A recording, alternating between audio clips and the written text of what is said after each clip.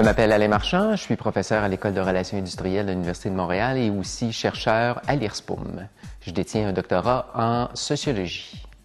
Je travaille sur les problèmes de santé mentale au travail, en particulier les problèmes de détresse psychologique, de dépression, d'épuisement professionnel et aussi des problèmes reliés à la consommation d'alcool et consommation de médicaments psychotropes. Je m'intéresse en particulier sur le lien entre le stress en milieu de travail et l'apparition et l'aggravation de ces problèmes de santé mentale au travail. Alors, les problèmes de santé mentale au travail prennent une importance primordiale. C'est l'une des principales causes d'absentéisme en milieu de travail. Évidemment, ça a des répercussions importantes pour les entreprises, pas seulement pour les entreprises, pour les individus eux-mêmes et leurs familles, aussi pour le système de santé en termes de consommation de services de santé, médication. Évidemment, nous, ce qui nous intéresse en particulier, l'équipe de recherche avec laquelle je collabore, c'est d'étudier dans quelle mesure les problèmes de stress au travail. Est-ce qu'il y a des conditions de travail en particulier qui vont amener ces problèmes-là à s'observer plus fréquemment? Par exemple, plusieurs des travaux qu'on a menés jusqu'à maintenant sur ces problèmes de santé mentale montrent que des éléments extrêmement importants au milieu de travail qui vont soit aggraver ces problèmes-là ou au contraire agir comme facteur de protection sont relatifs, par exemple, au soutien social. Donc, lorsqu'on a de l'aide en milieu de travail, les collègues s'entraident, on a de l'écoute, pas seulement les collègues, mais aussi la supervision, on s'aperçoit que les gens vivent beaucoup moins de problèmes. Il y a aussi toute la question relative à la nature des tâches, quel type de tâches, quelle autonomie on donne aux gens. L'autonomie, on parle plutôt de contrôle. Est-ce que je peux prendre un peu de décision par rapport à mes tâches? Est-ce que j'ai un peu d'autonomie sur la manière de planifier mon travail?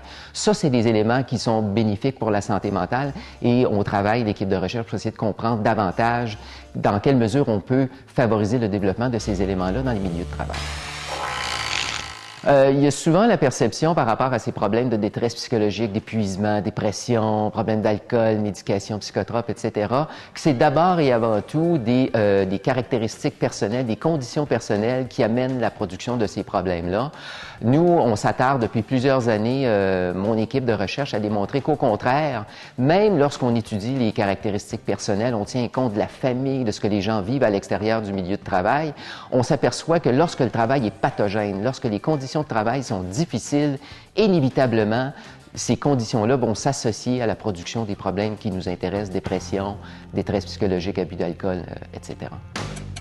Alors, la question à laquelle j'aimerais trouver réponse d'ici les prochaines années, c'est essentiellement quelles sont les interventions les plus efficaces qui seraient possibles de développer en milieu de travail pour contrer la survenue de ces problèmes de détresse psychologique, de dépression et d'épuisement professionnel. Donc, quelles sont les activités, les mécanismes et toutes les stratégies qu'on peut développer en entreprise pour amoindrir les conditions de travail plus difficiles pour les travailleurs et donc maximiser la prévention de ces problèmes de santé mentale au travail.